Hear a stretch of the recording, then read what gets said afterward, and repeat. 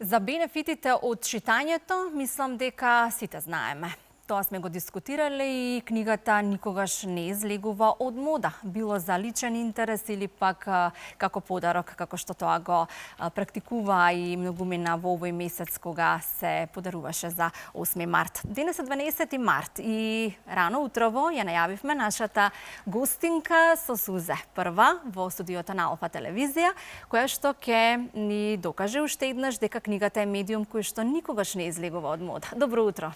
Добро утро. Да, интересна тема. Секогаш е со книгата квалитетно поминато време, особено пак кога се работи за книгички за деца, да ги научиме од мали нозе да дружат со книгата. Така, повелете. Благодарам многу. Весна, добро утро и добре ни дојдовте. Добро ве најдов. Благодарам на поканата. Так, прв пат сте во утринската програма, иако можеби многу години наназад имало простор за да промовираме дел од колекцијата на Рисо 300, ќе кажеме кој е и Рисо 300, ама ете токму денеска е вистинскиот момент кога го промовираме четвртото издание на овие ваши мали книги за деца. Так. Кога почна целата приказка на Рисо 300? Како започна? Приказната за Рисо 300 започна многу спонтано, на начин што јас му раскажував приказни на мојот првороден син Михаел. Потоа тие приказни ги запишав, конкретно тоа се двете приказните обработени во првите две книгички Рисо 300 и пријателите од Африка и Рисо 300 и пријателите од Јужна Америка. Беа напишани во ракопис, тоа е така во една фиока, се додека мојот син Михаел не порасна, ги најде и ги искуца лично тој. Така да од ракопис беа префрлени во електронска форма од страна на Михаел Константинов, кој што уште малку ќе наполни 17 години. Прекрасно. Во тој период, значи, имавме текст, меѓутоа ги немавме илустрациите, го немавме ликот. Тогаш се роди мојот син Давид и ликот на Рисо 300, кој што го има во форма на лого, го има на секоја книга на насловната страница, е главен лик кој што се обработува во сите 4 книги, во сите приказни, е инспириран од ликот на мојот помал син Давид, така да јас сум автори на илустрациите, меѓутоа ги нацрта илустраторот Никола Темков, за што многу му благодарам. Така. Издадени се до сега 4 книги, со тоа што последната, Рисо 300 и пријателите од Африка во Охрид, е всушност дополнато и проширено издание на првата книга. Издадено е со поддршка на Општина Охрид, за што многу им благодарам, бидејќи од 2023 година јас живеам таму. Дали и изборот да биде Рисо, да се вика Ристе, е ваш личен избор? Дали децата учествуваа во изборот на името или е само едно име од мноштвото машки имиња во нашава земја? Па немаше некој избор за името, тоа се случи така спонтано, едноставно беше интересно при самото раскажување Рисо да има име и Рисо 300, тоа така се случи. Дали може спонтано со разговорот и кафе, ако не сте пиена? Може. Да, Може. еспресо или макијато? Оставам на вас. Ред. Така, одлично е кога нашите гости оставаат на нас, значи дека ни веруваат и тоа е многу убаво кога ја имаме взаемната доверба. Нешто што многу ми се допаѓа и ме освои уште при нашата прва средба пред 6 години. Имавме прилика да се сретнеме токму кога ги промовиравте првите. Да, 2019 година е направена промоција на првите две книги. Да. Точно тогаш Рисо 300 стана омилено четиво на мојата помала ќерка, а денеска веќе го чита и мојот внук кој што е прваче. И јас уредно си ги чувам сите ваши книгички и знаеме да препрочитаме на еден многу интересен, на еден многу обичен јазик, точно и така како што децата сакаат на еден убав начин да им се објаснат авантурите на Рисо 300 и неговите пријатели. Вие сте инаку фармацевт по професија, дипломиран фармацевт. Од каде љубовта кон пишаниот збор? По професија сум магистар по фармација, моментално сум на специализација, специализирам фармаковигиланца за пошироката публика, тоа е наука за несаканите действија на лековите. Меѓутоа, паралелно со тоа си работам и на пишаниот збор. Љубовта кон пишаниот збор кај мене постои уште од дете.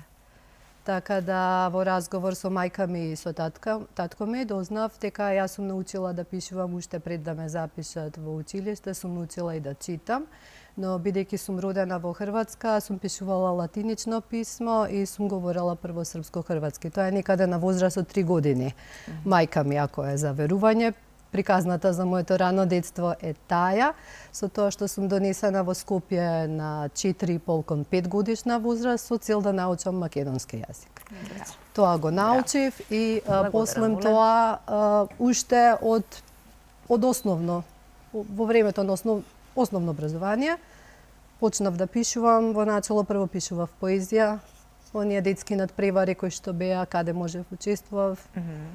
Секојаш беше прво место. Сега не да се фалам, Има некоја збирка поезија која чека да биде издадена? Има збирка поезија која што е издадена и се насловот е Скопје град на љубовта, издадена е со поддршка од Министерство за култура во 2020 година, кога поддршка доби и мојата трета книга со Рисо 300 и пријателите од Италија, исто од Министерството за култура, за што сум им многу благодарна.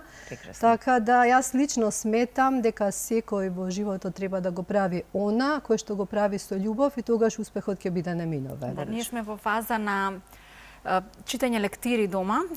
Можеби имате и некој таков предизвик да напишете некое четиво, некоја книга за лектира во основното образование?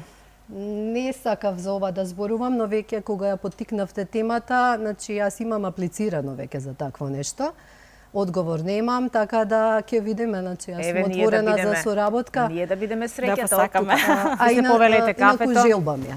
Токму тоа ми е желба, уште долги години. На секој творец, на секој автор кој пишува за деца, му е желба една од неговите книгички барем да биде вметната во онај календар на лектирите во основното образование, кои што се навистина многу важни како ќе се изберат.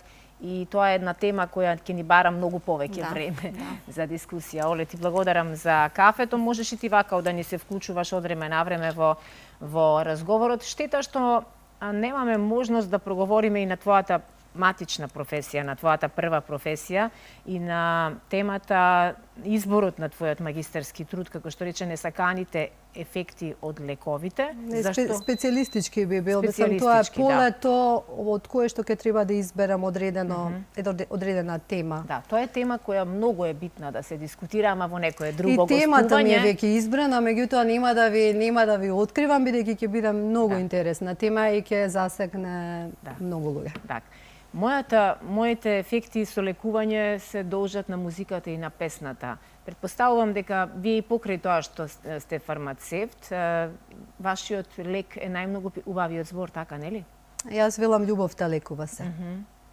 Се што правиме од љубов. И нема нус ефекти? Не, може да има само позитивни, така да во контекст на ова по промоцијата на моите први две книги, па после третата е 2020 со Рисо 300, јас направив акција за донирање на моите книги на ранливи категории на деца, која што започна со подарување на книги на децата хоспитализирани во државната болница на оделот за педиатрија.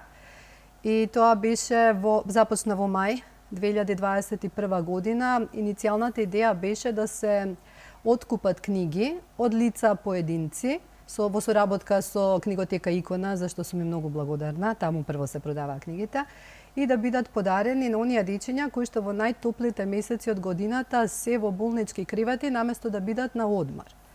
После, таа идеја се прошири и опфати, добив поддршка од различни фирми, зашто многу сум благодарна и наместо 2 месеца таа акција траеше цели 2 години.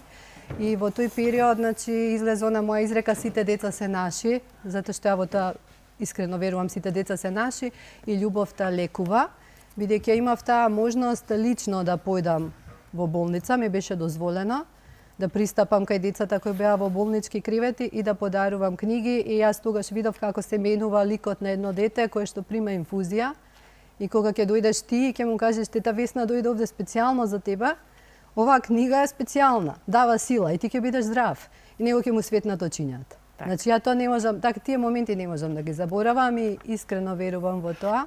Ние како здравствени работници нудиме секакви совети, нудиме и таблети и се што. Меѓутоа, човечкиот збор, вниманието, љубовта, топлината, сметам дека тоа му треба на секој, откако ќе се родиме, додека сме живи, од најмлада до најстара популација. Да, тоа го велам и јас многу често, дека светот е гладен за добрина, светот е гладен за љубов. Да, има многу луѓе во светот кои што за жал немаат елементарни услови, немаат храна, но кога оние што многу имаат ќе помислат барем малку на другите кои немаат, во светот ќе нема солзи и ќе нема толку страдања колку што има. На еден многу магичен, едноставен детски јазик во најновата 4-та книга на Рисот Ристе и авантурите заедно со неговите пријатели од Италија, ама и од Охрид, бидејќи Охрид е дестинацијата каде творите, живеете последниве неколку години и верувам дека ве инспирира за уште многу нови работи. На еден многу убав начин го имате опишано Охрид, за да можат децата и кои не биле во Охрид од најмали нозе да го запознаат и да добијат желба да видат што е тоа толку убаво што целиот свет сака да го посети Охрид. Какви се реакциите прво на вашите деца кои и за нив беше изненадување ова Охридско издание? Искрено за моите деца, јас велам сите деца се наши, меѓутоа Михаел и Давид се мои. И јас многу ги сакам, не знам дали ја гледаат оваа емисија, кога гледате мама ве сака најмногу и се што прави за вас. Да. Така да, Да, секоја мајка е емотивна кога ќе се споменат незините деца, а има ли посилна врска на светот од врската мајка дете? Значи нема и без оглед што и да се случувало и што и да се случува и да сум жива и да не сум, јас секогаш ќе бидам нивна мама и да знае дека секогаш ќе ги сакам. Со тоа што сите книги 4 се создадени иницијално инспирирани се од нив. Потоа сме работели заедно на некои приказни кои што уште не се напишани од мене. Најавена беше од мене пред неколку години книга која што ќе се одвива во зима дејството, бидејќи во првите 3 имаме летни приказки. Имаме пролет, лето и есен и ни фали зима. Зимската приказна започна создавањето заедно со моите 2 сина, меѓутоа имавме некои неубави случувања на семен план, за кои што не би навлегувала сега, не сум тука со таа цел, нека остане тоа така настрана. Пак ќе речам, од љубовта посилна сила нема, така да јас се надевам дека во скоро време се ќе биде во најдобар ред, сега е така како што е. Со тоа што последнава книгичка, значи се изненадија многу, бидејќи тие знаат приказната. Сите мои приказни се интересни, во форма Рисот Ристе е нешто како туристички водич и шета животни од различни земји низ Македонија, им ги покажува убавините, но во секоја книга е проткаено и нешто едукативно во насока на здрави животни навики, здрава храна, чување на природа, другарување, таква ми е тематиката. Сега тие знаат приказнава, ја видеам, ама ние знаеме ова приказна, убаво се. Викам, мама, ова е проширено и дополнато издание, зашто мама живее во Охрид и знаете колку го сакам, ја Охрид знаем. И сега гледат назад, во секоја книга има интересни факти за јунаците во книгата, со фотографии за животните, не знам дали може да се види. И запознавање помеѓу останатото и со животните. Поразлично е, значи илустрирани се, има приказна и на крај има интересни факти.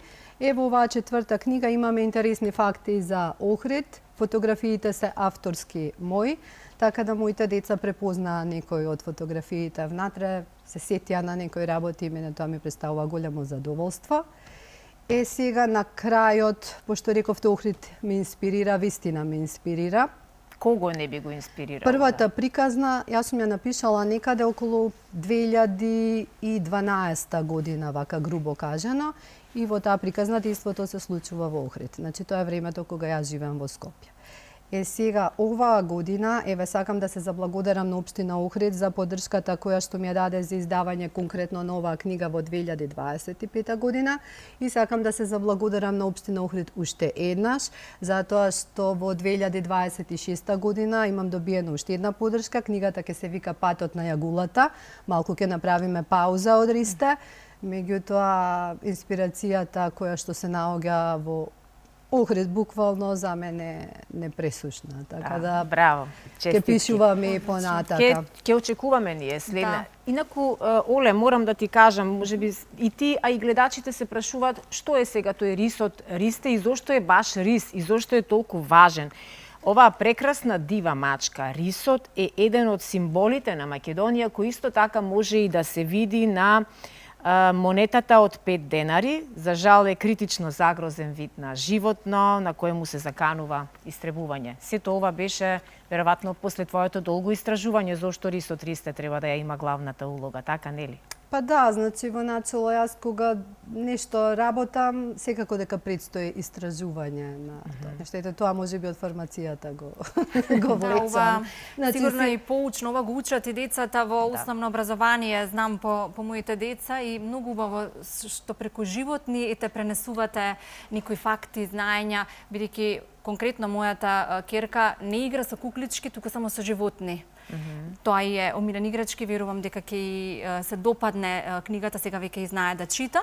Но јас сакам да ве прашам колку од вашето детство имате пренесено во ликовите и приказните што ги пишувате? И дали е тешко да се биде автор на детски книги, во смисла да се задржи фокусот на дете е навистина тешко, да биде интересно и да бара уште и уште да чита? Мене лично ми е многу лесно. Мене ми е многу лесно. Значи, мојот татко, кој што сега не ме ги живите за жал, беше таков, ние сме дечкари, така кажам.